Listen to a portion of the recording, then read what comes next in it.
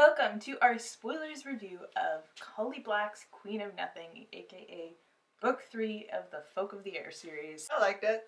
It was good. It wasn't as good as I hoped it would be, but I enjoyed it. Wicked King ended on a huge cliffhanger where Carden and Jude had gotten married and they had finally started to kind of trust each other, and then at the point where Carden was going to have to declare that Jude was queen, he fairy lies, and then exiles her to the mortal realm. And you're like, what? Why did he do that? Like, oh my god. The book opens with Jude in the human realm living with her sister Vivian and Oak, and she has taken some odd jobs from some fairies in order to make ends meet. And so one of these jobs is there is this cannibal fairy going around eating other fairies, and so she's told to go and stop them. And it turns out that it is the former general of the Court of Teeth, a red cap named Grima Mug, and she is my favorite character in this entire book because she's kind of glamored herself to be this little old lady, and when Jude shows up, she's like, let's fight! She's like, I haven't had a good fight since I left the court. So Jude's like, this is dumb. Okay. And it was really cute too, because when Jude shows up, she's got that thing where she can't be glamored, so she's talking to Grima Mog, and then Grima Mog, like, drops her glamour, but Jude can't tell. She's like waiting for Jude to be shocked, and Jude just kind of like, I don't even know what it was. And so they finish their encounter, and Jude kind of tricks her into like not eating other fairies from the way the fight ends.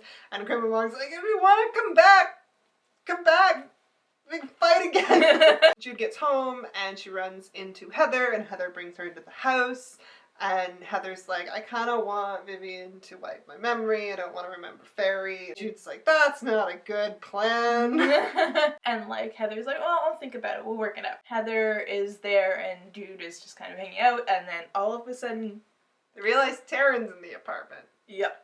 And Jude is like, you bitch. Taryn tells her, surprise, I actually killed Locke, and Carden wants me to go before the court to testify, and if they do that, they're going to they're gonna put like a geese on me to be like, oh, I can't lie, and I can't lie because I killed him! By the way, I'm pregnant, so Jude, my twin, my bestest friend in the whole wide world, who I haven't screwed over ever, will you go in and be me? And I was just like, what? And so you think this is totally a setup. Like, this is Madoc's idea to get Jude into the court for some reason. Like, oh, you know, then we'll, like, get her caught and then she'll be killed. And Jude's like, this is probably a setup, but I want this. And it's not a setup. It's not a setup. Okay. This isn't the Taryn that we know from books 1 and 2. The Taryn who, like, let Jude make out with her boyfriend because that's what her boyfriend wanted. This is the Taryn who, like, married Locke, like, knowing that he was an asshole, and then, like, screwed up her sister's plans when her father was like, hey, can you do this for me? She's like, sure, I don't know what I'm doing, but sounds like a good time. Let's go. She's the sister who would, like, walk away from her sister getting beat up because she was like, not my problem. Yeah. I was like, no, she was a bitch. I was fine with it. I enjoyed it because, you know, they're twins, and it's like, usually twins are all buddy-buddy, and it was, like, nice to have, like, an antagonistic relationship. But she just kind of, like, got written down. She's in the rest of the book, but she doesn't do anything. She basically becomes her stylist. Yeah, and, like, where's the bitchy, ambitious girl who was ready to fuck over everybody to get what she wanted? I mean, obviously it led to murder, but, like, don't let that stop you. So Jude goes in her place and does the thing, and Carden's just like, oh, well, maybe she's got some, like, hidden spells on her. Let's go to bridle. And she's like, oh, fuck, okay, fine. Can I go in there and fake this? Because maybe he just wants to see, like, Taryn naked because he wants to see me naked. And I'm just like, he knows. Of course he knows. He knows. After the last time, he figured it out. He figured it out, and so they get into the room, and they're going in, and then this fairy bumps into her and, like, hands her a knife, and she's just like, your father's coming for you.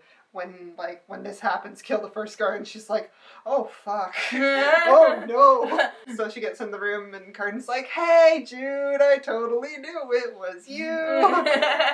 And Jude's like, you bastard. Like, what are you planning? What are you plotting? And he's like, what? You didn't get my letters? And I'm just like, no, I didn't get your letters. What letters? I wrote you letters. The door gets busted down, the wall gets busted down, and they don't have any more time to talk. And she gets kidnapped. She gets kidnapped by Madoc and taken to his war camp, and there's the Court of Teeth, and they're creepy. Yeah, Yeah.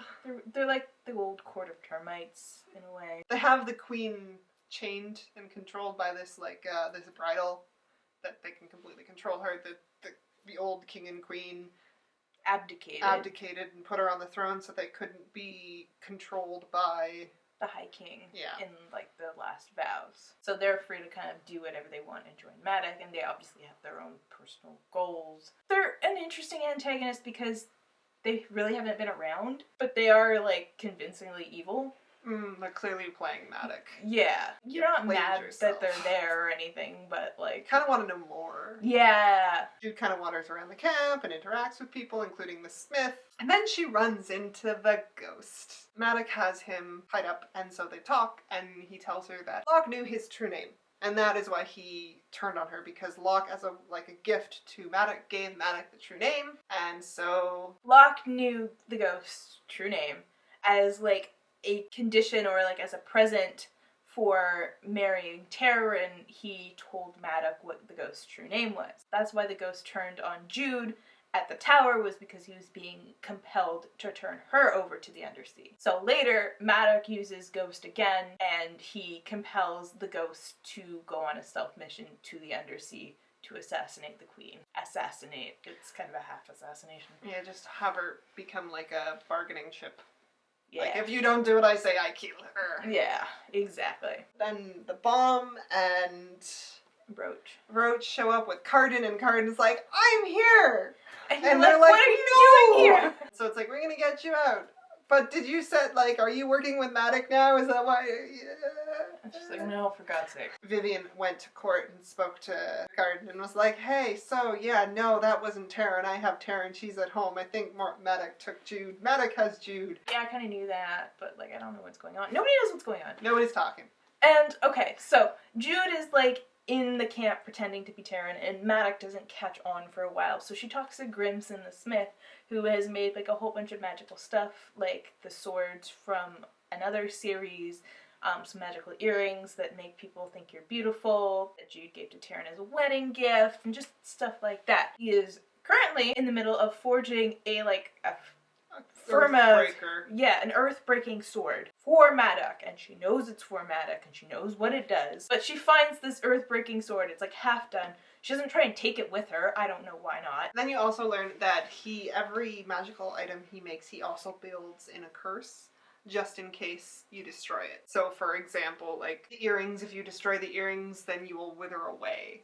Like, you'll be ugly forever. He basically wants his name to live on. He also made the bridle that the Queen of Teeth is wearing. Anyways, Carden and the team come to rescue Jude, but they also get found out by Madoc at the same time. Jude tells Carden to run. Carden has to run because he's the king. And Jude ends up getting face down by Madoc. He's like, I don't want to hurt you. And she's like, well, then don't. And he's like, but I gotta. And then he stabs her. Madoc, no. Madoc, yes. So he stabs her, and then she's dying, and he thinks he's killed her, and he, like, goes away. I killed her. And, like, that's when Grimmauld shows up. It's like, back up. Like, yes. Jude's like, I'm the queen of fairy. Like, I can heal myself. And so she, like, manages to get the land to heal her, which is all like, yeah, she's actually the queen of fairy. And so then Grimmauld like, yes, I swear myself to you. It's really cute. And it's adorable, and she's the best character, and I will fight people. Jude gets back to Fairy, and Carden is like, yep, she's the queen. And everybody's like, oh shit, she was telling the truth. Jude's like, why did you do this? And he's like, I thought it would be funny. And you're like, you put me through all of that as a joke. He's like, I figured you'd figure it out because I said that the crown could pardon you, and you know, you're the crown. You're the crown, so you could have pardoned yourself. So the rest of the book, like the middle part of the book, can kind of be summed up as Jude tries to be queen, and she's kind of not sure about what she's doing, and she and Carden work together to try and figure out a plan. Basically, their plan is to Madoc's gonna want to parlay, so have him park his army out there, let him come in and parlay, and he'll probably fuck himself over. That is their plan.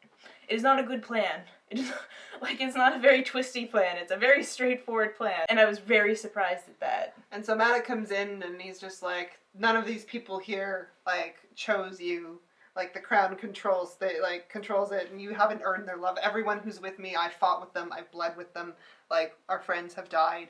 And Carden gives this beautiful speech, and he breaks the crown, and everyone's like, yes, he's the High King. And then they were like, oh, no, who made that crown? Carden becomes a gigantic snake. He's just a snake now. It's great. For reasons, I was just like, yes! Snake! At the beginning of this book, you find out that when Carden was born, the stars were red, and his rule was going to ruin the throne and ruin the crown. And so everybody took this as like a metaphor that he's going to be a terrible king. Like, if he's ever the king, he will be terrible. And then he's up there, Madoc stabs the ground, and the throne cracks, and he's like, I broke the chair. They let Madoc walk in with, like, the firmament-breaking sword. Why would you do that? You knew what it was. You could have just been like, leave the sword outside. No weapons. They just assume, because it's the whole, as long as he doesn't draw his weapon, it's parlay, they didn't think that the first thing he was gonna do was gonna be like, boom, bitch. Like, it's just, no! So now Carden's a gigantic snake. And no one knows what to do about it. He's poisoning the land, and he's getting bigger. And so none of Grimson's curses, they can't be broken. Only by death. And everyone... only by death. I'm just sitting there, I'm like, well, fucking cut the head of the snake off. Like, he's gonna be fine. You're gonna break the curse if he dies. And everyone's like, we can't kill the High King. And of course all the fairies are like, we have to, like, get this throne because the human is on the throne. And so Jude has to be like, I'm actually the queen. Like, I gotta, like, Taryn, make me look queenly. And then, of course, Madoc comes up to her and is like, listen, you're in a bit of a bind now that your husband's a snake. So, here, I have this magical bridle. All you have to do is put 3 of your hairs on the bridle and put it on Carden and you'll be able to control him. It's not how you wanted it, but, like, he'll be under your control. You can be queen. I'll be your advisor. She's like, yeah, no, he's basically just gonna, like, I'm going to be a figurehead and he's going to control everything. And I really like this part of the book because Jude kind of is going in like, I wanted to be good at this, but I'm just basically Madoc. I'm ruthless. First thing I say, if people are trying to kill me, you kill them first. Like, I'm a monster! If I were to bind Carden, I would be doing the thing to him that he does not want. Like, the one thing that he would not be able to stand. But here, you know, just the idea of like being like this ruthless monster queen with this gigantic snake. I'm kind of feeling it, and I'm just like, I get that, but like, just cut off his head, it's fine. And so, you know, she takes the bridle and she's talking to some people. Like, yeah, they told me to put the hair on the bridle and then put it on the snake, and then the snake will be mine. They're like, ooh, don't put the hair on the bridle. That will bind you too. She's like, those motherfuckers. Fuck off. And so they go about to getting the hairs of the royal family, the Court of Teeth, and her father. So she's gonna like bind Carden, and she's gonna bind them too as well. And so there's this big hunting party to go and catch the gigantic snake. Why does this make me so happy? And so then they go and they find him, and she's just like, I can't bind him. I love him. Ah! Off with his head.